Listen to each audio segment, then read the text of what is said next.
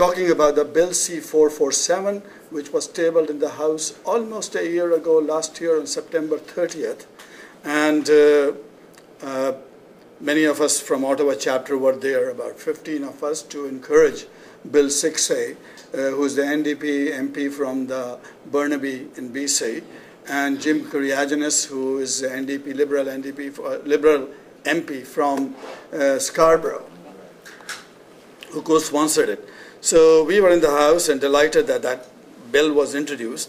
The bill is based on a model. We call it a model bill. It's not a fait accompli. So it gives, it's available to any party to model something along it. But we think this is very close to perfection. If in ideal world, that sort of a thing would be the one. The mission of the department in the bill can be summed up in 2 sentences. The DOP, Department of Peace, will work towards developing and promoting a culture of peace and nonviolent resolution of conflicts. Just remember those 2 things, easy to remember. Developing culture of peace and nonviolent resolution of conflicts. One of the comments usually people will say to you, oh yeah, we don't need a Department of Peace because, you know, we do everything. Those 2 things they don't do. You can show it in their face and they can argue, but I will tell you, if you have any problem, we'll provide you with the counter arguments. They don't have that in the government. So before drafting our model bill, we reviewed the mandates of various departments. That's why I'm saying that. We went to CEDA. They said, oh, no, we don't do, you know, our priority is poverty alleviation. We went to D&D. Oh, they said, no, you know, we do peacekeeping and all that, but that's not our mandate. Our mandate is national protection, national sovereignty protection. You know, there was a very nice 2-word kind of it. And then I worked for 30 years in the Foreign Service, Canadian Foreign Service. And my department, the dictum there is crisis management. You just go from one crisis to another crisis. There's no long-term, long-range thinking into foreign affairs. As the crises emerge, you respond to them.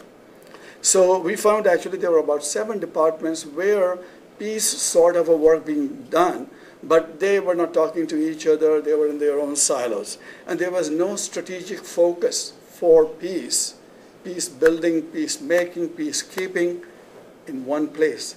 And when you don't have any strategic focus, then you lose the accountability and transparency.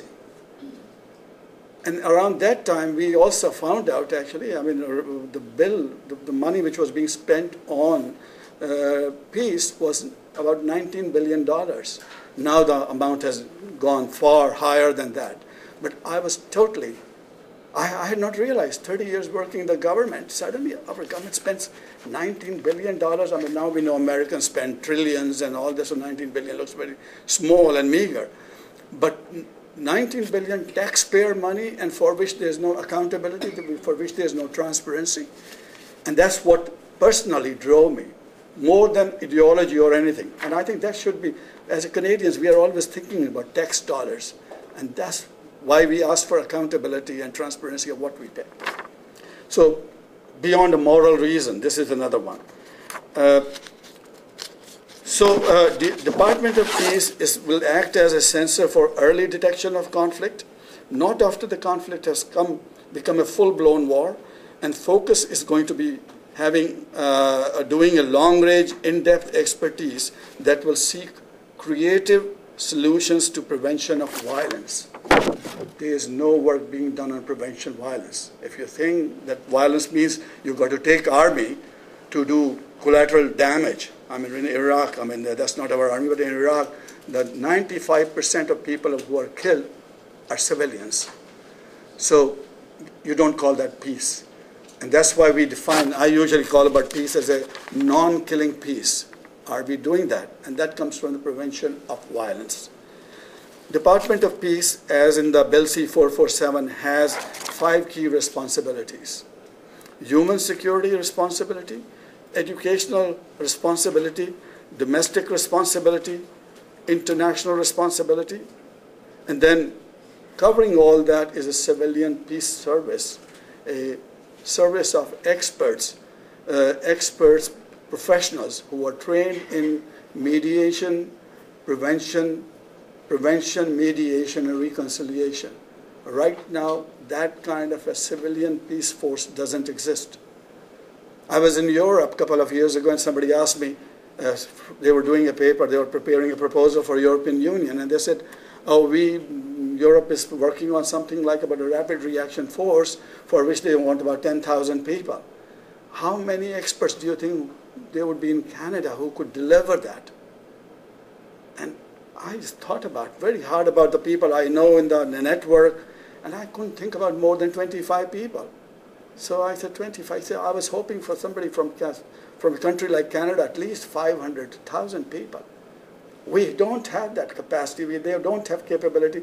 At the same time, our universities are now producing conflict resolution experts, but no jobs for them, nowhere to go. They do family remediation, counseling, that kind of stuff, but they're not involved in that international work there.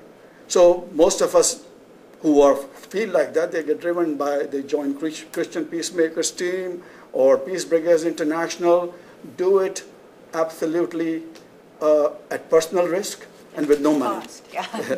So that's what we are asking the civilian peace service, a service of that 1,000 service people. But before I come to that, I just want to explain to you what I meant by, in that bill, what we mean by human security responsibility and those other 4 responsibilities.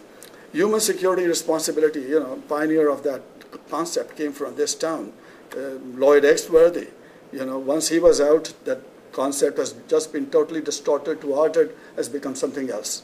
It focuses on human and economic rights, and the department will develop conflict resolution strategies to situations where human security is threatened by conflict, that is geographic, religious, ethnic, gender-related, or many others that involve safeguarding human rights.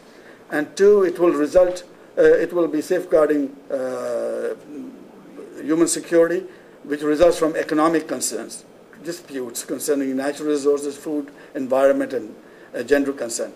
Educational responsibility comes from the basis for any cultural shift paradigm. If you don't do that, that paradigm change doesn't happen. And for that, what we need, we have to work together with the provincial governments. And there, the DOP will help to develop peace education curriculum to include studies on human rights movement, peace agreements, case studies of where peaceful intervention has worked. And it will offer incentives in forms of grants and training to encourage development of such curricula, including K-12 peace studies curricula, encouraging teaching of universal human values, conflict transformation culture in schools, universities, and peace academies. The third element, third pillar of this is domestic responsibility. And in this case, you will see in this unique model, we don't make that distinction between domestic and international. It's together there because you need the same sort of expertise, which we are talking about both at home and abroad. And we are at the same zero level, ground level in both areas. Just on domestic responsibility, it reminds me of a Canadian singer of Somalian origin, Kinan. He was the singer behind the World Soccer Cup tournament theme song. And somebody asked him on CBC, he said, oh, how come your songs have such a pathos? And he said, oh, because I come from Somalia, I lost my sister, was murdered there, but I grew up in a project in Toronto. And he said, 5 of my friends during my childhood, when I was in teen, during 3 years were murdered. 5 of his 8 friends were murdered there. So that's what I'm talking about. When we're talking about violence, let's not just think in a great, powerful way, oh, we are all fine here, but all that happens there. This is a problem which Mr. Mercady were talking about here. That's the domestic responsibility part of that. And that relates to youth crime prevention and all the domestic stuff there, which I spoke about. And the international responsibility is an important component, which includes nuclear disarmament, arms control, peaceful engagement, and civilian peace service.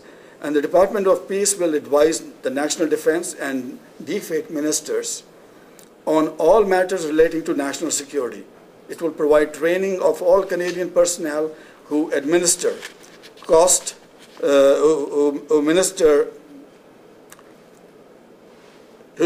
post-conflict reconstruction or demobilization in war-torn countries.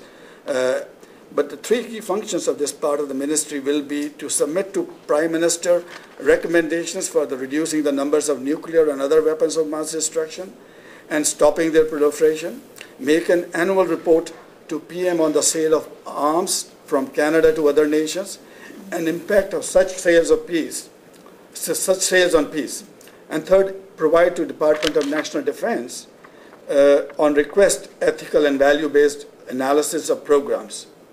So this is what we're talking about in the international responsibility. And there's a lot of related stuff there on responsibility to protect, which should be called responsibility to prevent, UN Human Security Resolution, which the speaker spoke about, 1325, non-proliferation treaty review, and things like that.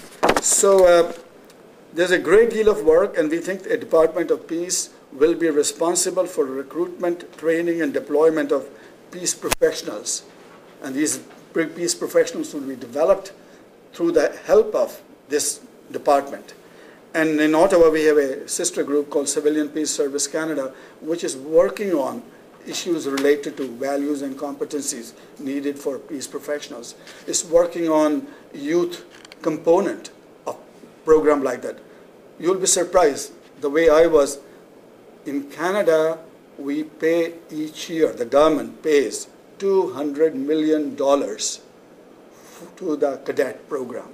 I've got nothing against cadet program. It provides good moral building, training they provide, but they get $200 million for naval, Air Force, and Army cadets.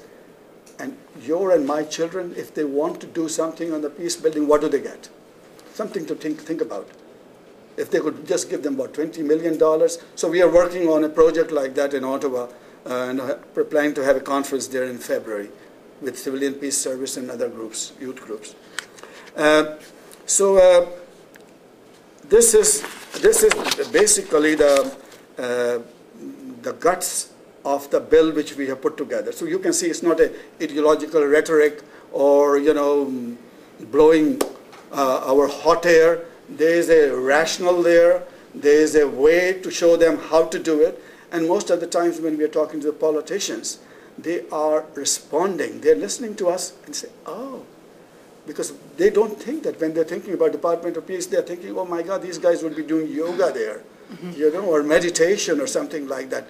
To them, the peace word is so downgraded, dumbed down, that's all the thing. And suddenly when they hear this kind of a presentation, so what I just want to say that the Department of Peace, to put it in perspective, what we have is that we would like the Prime Minister in Cabinet, Prime Minister's office, to get advice from National Defense on the right side, and on the left, get from Minister of Peace, and then there are other departments of Foreign Affairs and Department of Justice.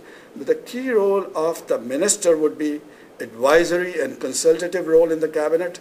If it appears that Canada is about to be involved in an armed conflict, DND and DFAT ministers will consult with Minister of Peace with a view to resolving the conflict by non-violent means.